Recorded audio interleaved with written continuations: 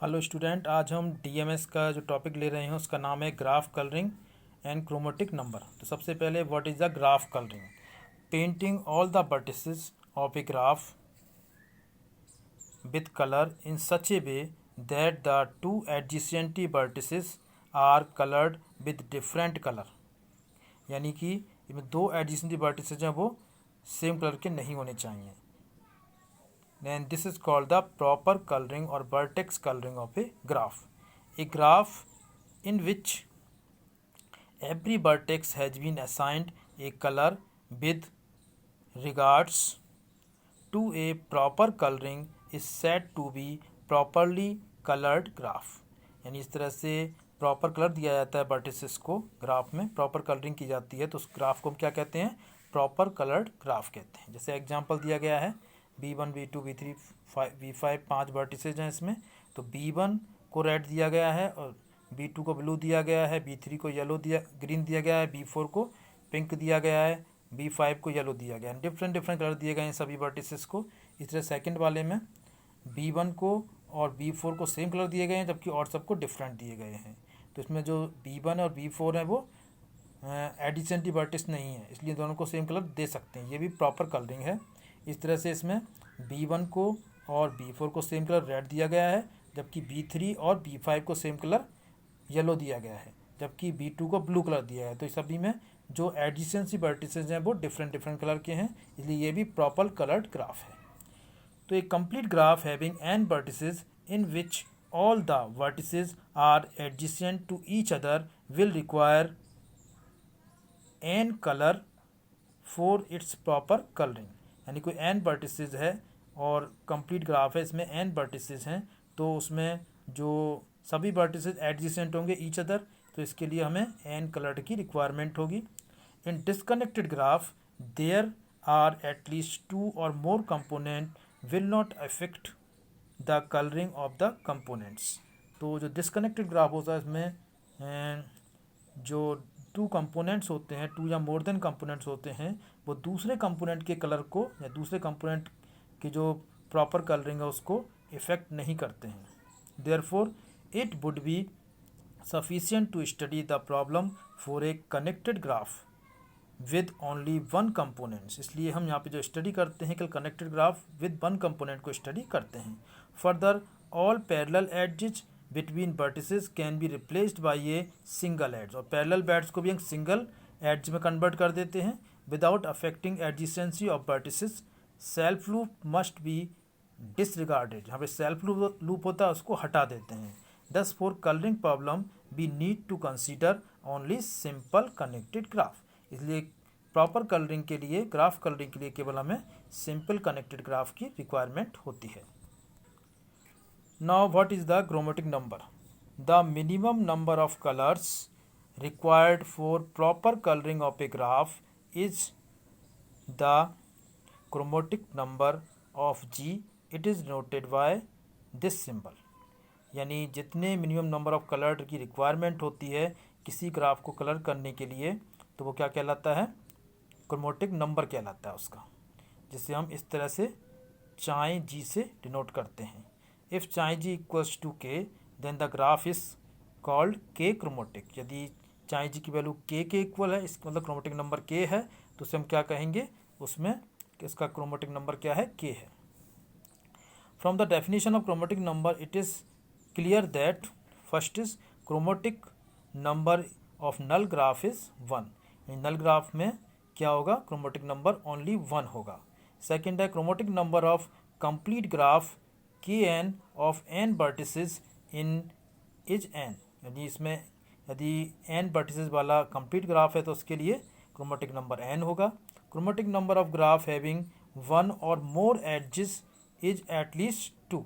Chromatic number जिसमें 1 या उससे मोर एडजेस हैं तो उसके लिए एटलीस्ट कम से कम कितना होगा? 2 होगा क्रोमेटिक नंबर। इस तरह से chromatic number of a graph having 1 और मोर एडजेस इज एटलीस्ट 2, इसलिए एटलीस्ट 2 हो गया। फोर्थ है chromatic number of a graph having a triangle is at least 3, क्योंकि ट्रायंगल के लिए 3 हो जाएगा। 3 एडजेस होते हैं उसमें, सभी आपस में कनेक्टेड होते हैं।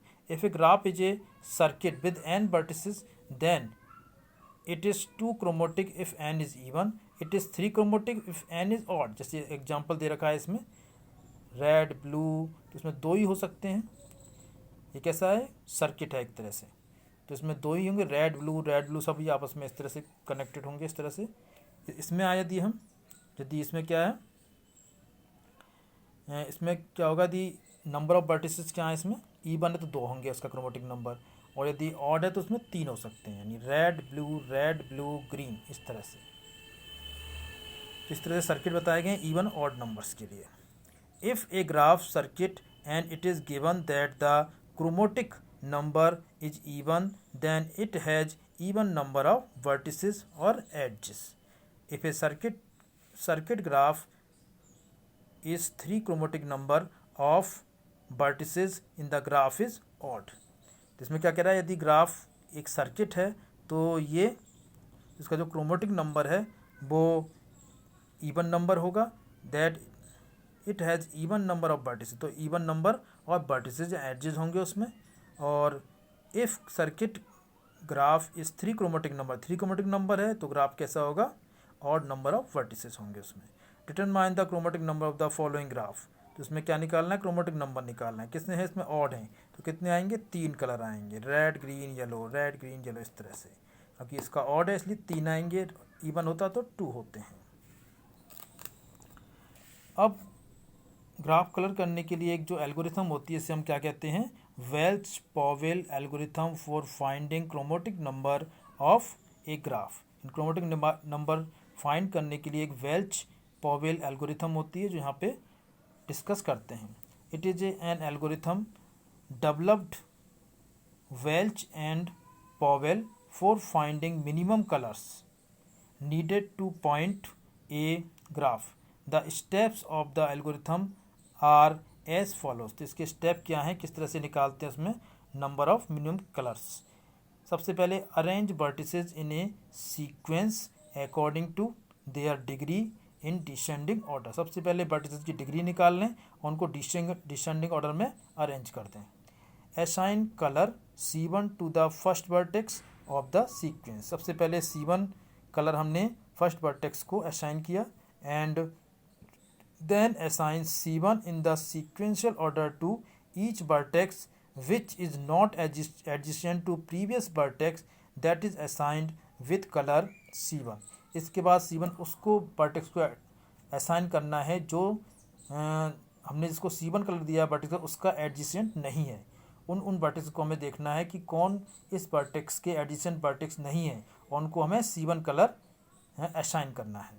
नेक्स्ट इसका स्टेप है assign next color C2 to the next unpainted vertex in the sequence and repeat the process of painting for previously unpainted vertices। इसलिए सेकंड को भी C2 हमें असाइन करना है कलर, और इसके बाद फिर उसका देखना है कि C2 जिसको हमें असाइन कर सकते हैं वो उस वाले वर्टिस को हमें C2 ऑलरेडी असाइन किया उसका एडिसेंट वर्टिसेस नहीं होना चाहिए। इस तरह सभी को हम कलर असाइन कर सकते हैं। Repeat the procedure until all vertices have been painted। तब तक करना जब तक सारे जो वर्टिसेस हैं वो पेंट ना हो जाएं। ऐसे इसका एक वो एग्जांपल दिया गया है, use Welch Powell algorithm to paint the following graph with minimum number of colours. इसमें B1 से लेके B7 तक वर्टिसेस दे रखे हैं, तो इन्हें हमें प्रॉपर कलरिंग करनी है इसकी। तो ये करने के लिए सबसे पहले यहाँ पे लिखेंगे वर्टेक्स, यहाँ पे उसकी डिग्री, इस तरह से हमने सारे वर्टेक्स लिए B1 से लेके B7 तक उनकी डिग्री लिख ली।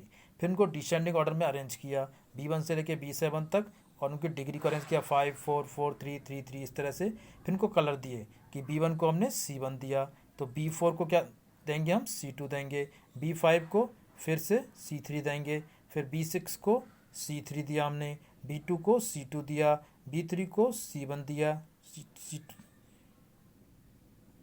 C2 दिया, लास्ट में हमने C1 दिया। इस तरह से हमने इसको कलर असाइन कर दिए हैं।